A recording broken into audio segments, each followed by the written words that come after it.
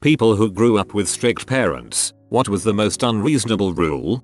My dad once heard my sister say fart and got really angry because it was not ladylike, so he prohibited us using it. Instead we were to say noise that came from behind, which made it even funnier to me. Lomfeo. Noise that came from behind sounds like the literal English translation of another language's word for fart. I'm dying. That's hilarious.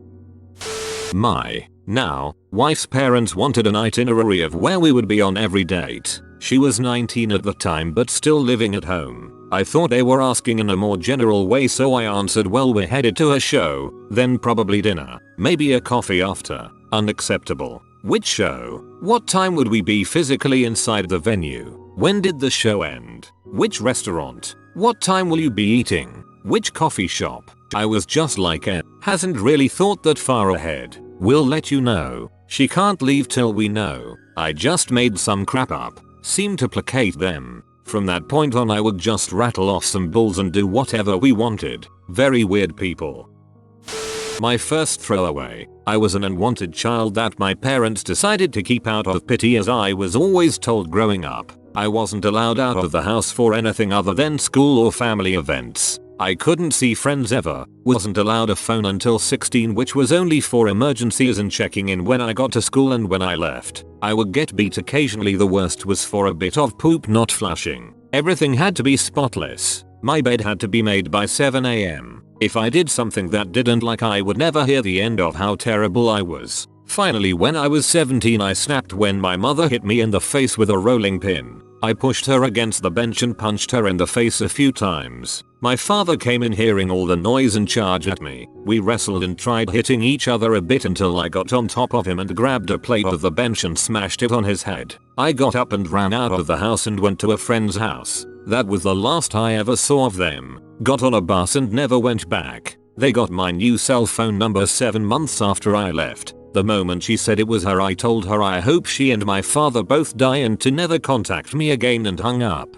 It's been 2 years since that call and I've had people tell me they asked for my number, address and stuff, but the only people they know who know that stuff are people that know to some degree why I hate them. My grandma had a no leaving the table until you eat your food rule. Pretty reasonable, except she would prepare your plate, often with more food than you wanted. One time she made me a chicken salad sandwich, but the chicken salad had turned. She wouldn't let me leave. She just sat across from me to make sure I didn't get up until I ate it. This went on for hours, until my mom got off work and picked me up. It wasn't even that strict a household. I think she liked control, and this was one of the few areas where she could exercise it. Listening to non-Christian music was punishable by being grounded for weeks. I wasn't allowed to be in my room for an extended period of time except to go to bed at night. Also, no naps. My laptop was required to stay in the living room at all times. When I started commuting to college because dorms were expensive, I was required to report to my father and stepmother's room every day as soon as I came home, and they would yell at me if I didn't come up without being told every day. Texts must be responded to immediately. My father threatened to report me as a missing person because he called me while I was on a shift that ended at 3 AM and didn't text him back until the next morning. One time, my stepmother asked for the full name, race, drug and crime history of a co-worker whose house I was going to play D&D. It was only a one-off event, but still super weird. I'm sure there are more that I can't think of right now, but I've been no contact with them for going on 8 months now, and so it's been a while since I interacted with their craziness. No music allowed when cleaning the house, because it would distract us. Also, not allowed to do anything with friends on a Sunday because it was family day, even though we never did anything as a family and just stayed shut in our rooms. Among other stupid, nonsensical rules, until I moved out at 17, I wasn't allowed to say fart because it's a swear word. If I needed to talk about farts, I had to call them fluffs. My best friend and I would kill ourselves over how silly this was. I'm 26 now, and as much as my parents are proud of me for my life accomplishments so far, I know they're not proud of me for having a very extensive, dirty vocabulary. Feels good to prove to them I can talk like a degenerate and be successful. We had to wear a jacket if the weather was under a certain temperature. Even a single degree wouldn't sway my dad. He kept a thermometer outside so he could check every morning. On the other hand, our health insurance sucked. So there's that. Once I grabbed a jacket out of the hall closet, sending everything else flying off the hangers and into a pile on the floor. I was halfway through my mile-long walk to school when he pulled up in his car, his face red, refusing to talk to me. I thought something terrible had happened to my brother. When we got back to the apartment, he pointed at the hall closet. After I cleaned up, he refused to give me a late note, school had already started, or a ride. Once I saw him on campus at my high school, looking for me over the tops of kids' heads. I turned around and made a beeline for the bathroom. I have no idea what terrible transgression I committed that day. Left a jar of jelly open, perhaps? I wasn't allowed to wear the color red because Nan said it was, and I quote, a color for W. No red clothes, red nail polish, red lipstick, jewelry. Soon as I finished high school I dyed my hair fire truck red, kept it for nearly 10 years, as a frick you to my Nan. It actually grew on her and she got really upset when I changed it. She just had the wrong color. It's really yellow. Also, this only applies about 2000 years ago. Locks on the fridge and pantry, bars on the windows. Wasn't allowed to have the computer password. Not so much rules as paralyzing amounts of control. I was never allowed out with my friends. After school, the weekends, the holidays. I stopped being invited out after a while and internet became my friend. Might explain why I prefer online company. No deodorant. It was considered a perfume, and using perfumes was considered vain. There were a whole bunch of other ridiculous rules, but that was probably the most unusual. Dang, not even the plain antiperspirant. That's rough. Couldn't go to prom because dancing was a devil's activity. Go to cut loose.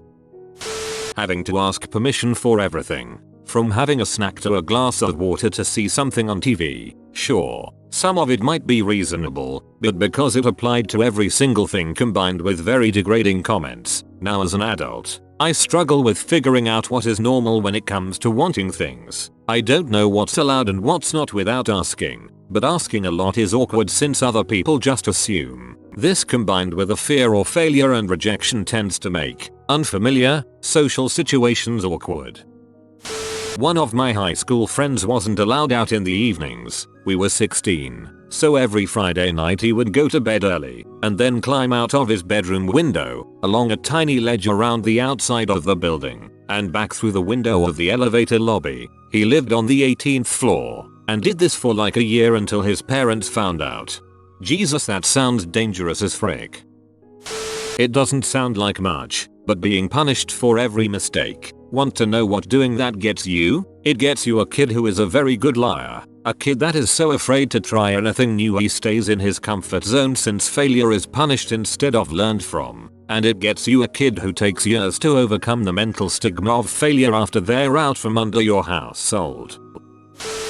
I wasn't allowed to have a doorknob on my bedroom door. I wasn't allowed to speak to my stepdad, ever, for any reason. And of course the infamous, because I said so.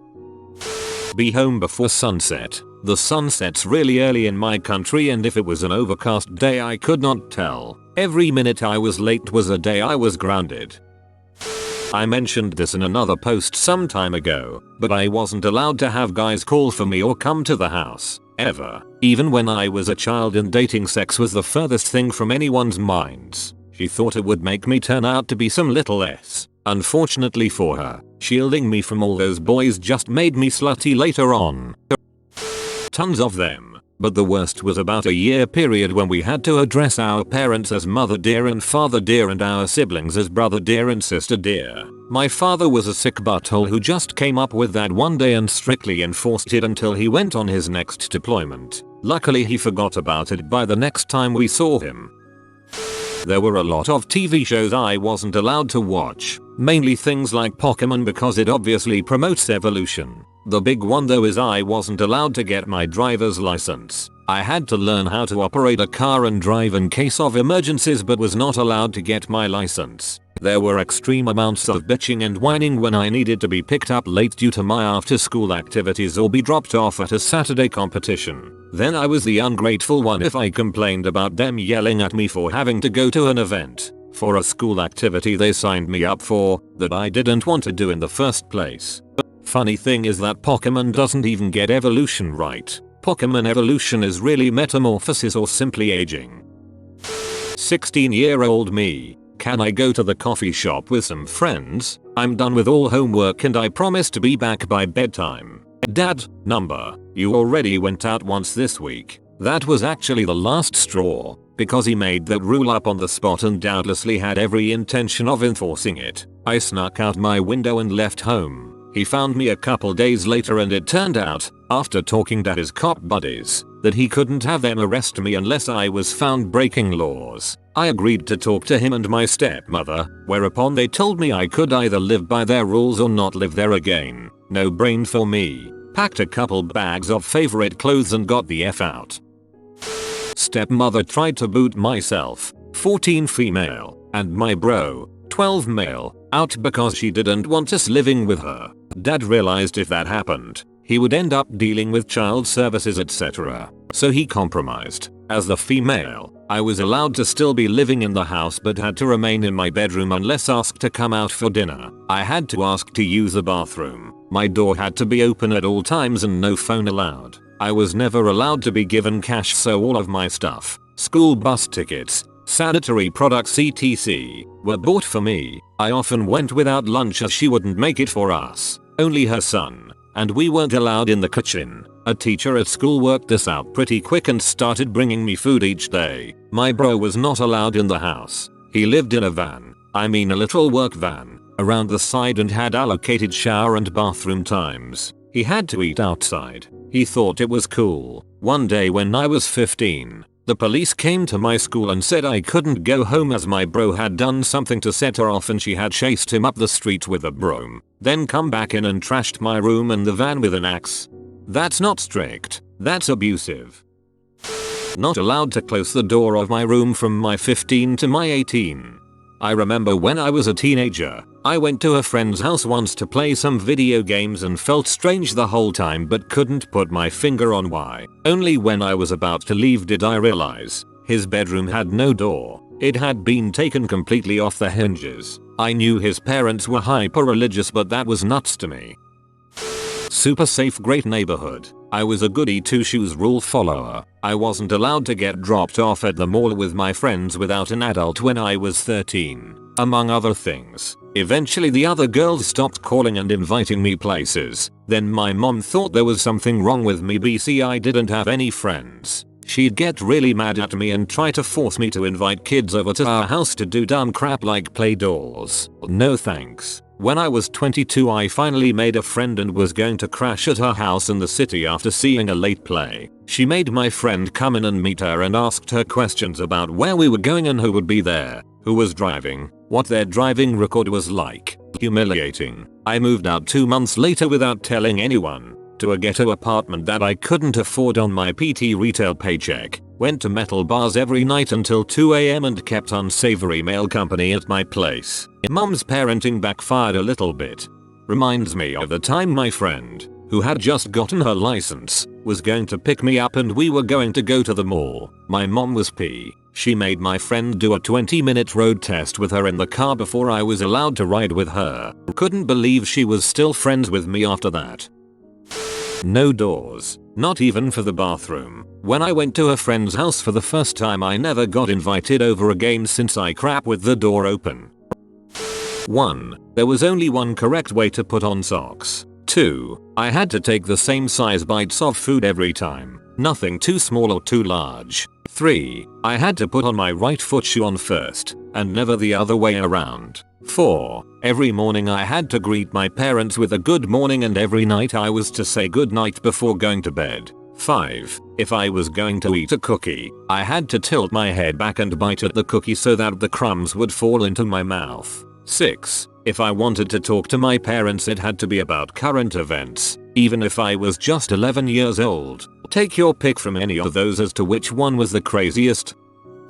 No friends allowed at the house. No sitting in the living room. My grandma died without anyone sitting in her living room. During her wake funeral, everyone who knew her could not show comfortably in that room. It was a freaky shrine. So this was something I only really came to understand after I'd left home and gotten some perspective on my childhood. But basically, my sister and I were not permitted to ever be angry. It wasn't that we weren't allowed to shout or raise our voices. That was a given. It wasn't that we weren't allowed to talk back or argue. That was also a given. It wasn't even about not getting violent or something. There was no question of that. It was that we were never supposed to display any signs of being angry. Being angry isn't nice, and we were supposed to be nice little girls who only said, did, and thought nice things. So it didn't matter how horribly I was being bullied or how staggeringly unfair something was or how cheated I felt about another unreasonable change of mind on my parents' part. I was never allowed to get angry, and if I was angry I was not allowed to let that show in any way. There would be enforced smiling. Being made to say thank you daddy for making sure I don't waste money on the thing you promised I'd be allowed to buy, or whatever was necessary to make sure that all of the emotional autonomy and willfulness was absolutely stamped out of me. It wasn't that we were taught to manage our anger and deal with issues in a more reasonable way. We were just expected to repress it all and never mention it. For anyone out there who might be wondering what the longer term life consequences of that might be, rest assured that it involves a lot of very messy relationship problems and a lot of fairly harrowing therapy. Trying to learn how to experience and express anger for the first time in your late 20s is stupidly uncomfortable. My parents are literally this. They be and complain, yet I'm not allowed to when I'm near them, even when it's not directed at them, because me being angry means I'm acting stupid. You have been visited by the lemon shibby like in 3 seconds, or you will never have vitamin C again. If you are new to the channel, you can subscribe. I publish new videos every day. Until then, check another video, or don't. Either way, have a great day you magnificent people.